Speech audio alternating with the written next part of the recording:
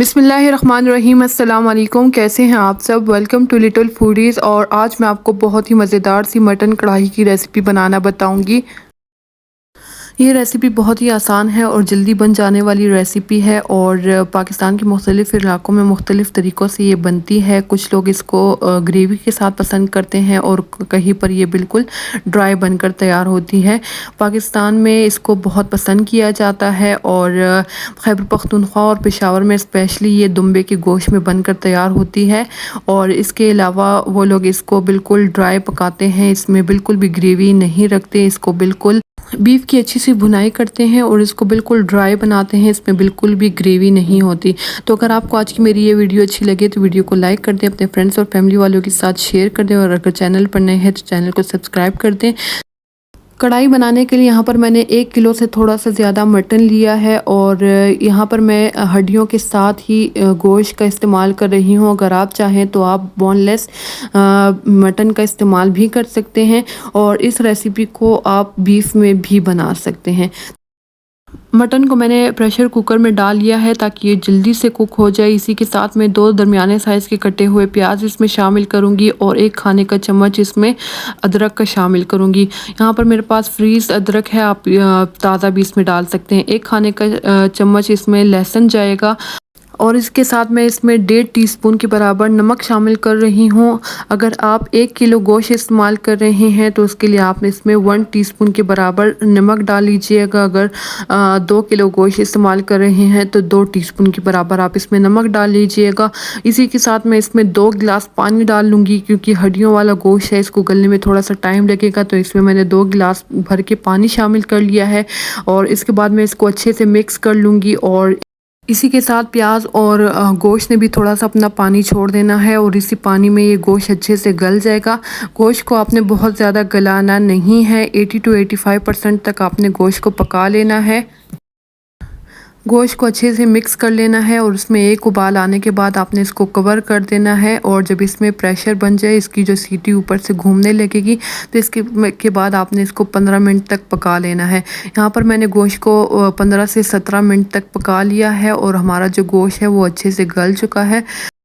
मैं आपको गोश्त को तोड़कर भी दिखा देती हूँ, ये बिल्कुल अच्छे से गल चुका है। इससे ज़्यादा आपने इसको नहीं गलाना क्योंकि आगे हम लोगों ने इसकी कढ़ाई में भुनाई करनी है तो उसमें ये बिल्कुल टूटकर बिखर जाएगा। तो इस वजह से इसको 80 to 85% इसको पकाना है। इसमें थोड़ी सी कसर रहनी चाहिए ताकि कढ़ाई में ये बिल्कुल अच्छे से भुन जाए। तो यहाँ पर हमारा जो गोश्त है वो बिल्कुल तैयार है। इसको मैं कढ़ाई में ट्रांसफ़र कर दूँगी और इसके बाद आगे की भुनाई इसकी हो जाएगी। यहाँ पर जो गोश्त है इसमें पानी बहुत कम है तो इसी के साथ मैं इसमें टमाटर शामिल कर दूँगी। यहाँ पर मैंने 4 से 5 दरमियाने साइज़ के मैंने टमाटर लिए हैं जिनको मैंने बीच में से मैंने काट लिया है और इसके बाद मैं इसको कवर कर दूँगी और 2 से 3 मिनट के लिए मैं इसको पका लूँगी। यहाँ पर कढ़ाई को 2 से 3 मिनट हो चुके हैं और जो टमाटर है वो भी अच्छे से सॉफ़्ट हो चुके हैं और इसका जो छिलका है वो भी नरम हो चुका है। तो इसको मैं मिक्स कर लूँगी और जो टमाटर का छिलका है वो मैं इससे हटा दूँगी। इससे टमाटर का छिलका हटाना बहुत ही आसान होगा, बहुत आसानी से इसके छिलके निकल जाएंगे और प्रॉपर किस्म की इसकी ग्रेवी तैयार हो जाएगी। तो यहाँ पर मैंने टमाटर को सॉफ्ट होने तक इसको पका लेना है जब तक इसकी अच्छी सी ग्रेवी ना तैयार हो जाए। तो यहाँ पर टमाटर की अच्छी सी ग्रेवी तैयार हो चुकी है, टमाटर भी इसमें अच्छे से गल चुके हैं। यहाँ पर इसके बाद मैं इसमें आधा कप घी शामिल कर रही हूँ। अगर आप चाहें तो आप इसकी जगह ऑयल का इस्तेमाल भी कर सकते हैं। घी डालने के बाद मैं इसको दोबारा से मिक्स करूँगी और इसकी अच्छी सी भुनाई करूँगी। अगर इसमें कुछ बचे हुए टमाटर हैं वो भी अच्छे से सॉफ्ट हो जाएंगे और उसका तेल अलग होने तक मैं इसको पका लूँगी।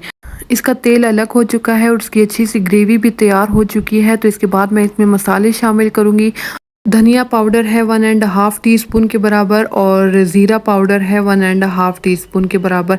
ये दोनों मसाले डालने के बाद आपने इसको मिक्स कर लेना है और इसी के साथ इसमें से बहुत ही मज़े की खुशबू आ रही है और आपने इसका नमक चेक कर लेना है। अगर आपको नमक कम लगे तो आप इसमें मज़ीद और नमक डाल सकते हैं, लेकिन इसके लिए ये नमक बिल्कुल बराबर थी, मुझे और नमक डालने की ज़रूरत नहीं पड़ी।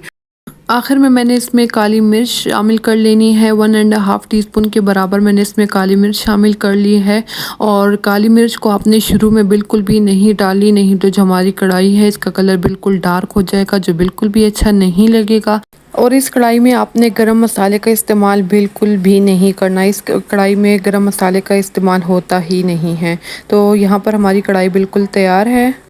और लास्ट में मैं इसके ऊपर अदरक और हरी मिर्चें से इसको गार्निश करूँगी। तो आपने मुझे कमेंट्स में बताना है कि आपको आज की मेरी ये वीडियो कैसी लगी। वीडियो अच्छी लगी हो तो वीडियो को लाइक कर दें, अपने फ्रेंड्स और फैमिली वालों के साथ शेयर कर दें, और अगर चैनल पर नए हैं तो चैनल को सब्सक्राइब कर दें ताकि आने वाली हर नई नोटिफिकेशंस आपको बर वक्त मिल सके। और इसके अलावा आप मुझे इंस्टाग्राम और टिकटॉक पर भी फॉलो कर सकते हैं, उसकी लिंक भी नीचे डिस्क्रिप्शन में मौजूद है। अपने ढेर सारी दुआओं में मुझे याद रखिएगा। Thank you. अल्लाह हाफिज़।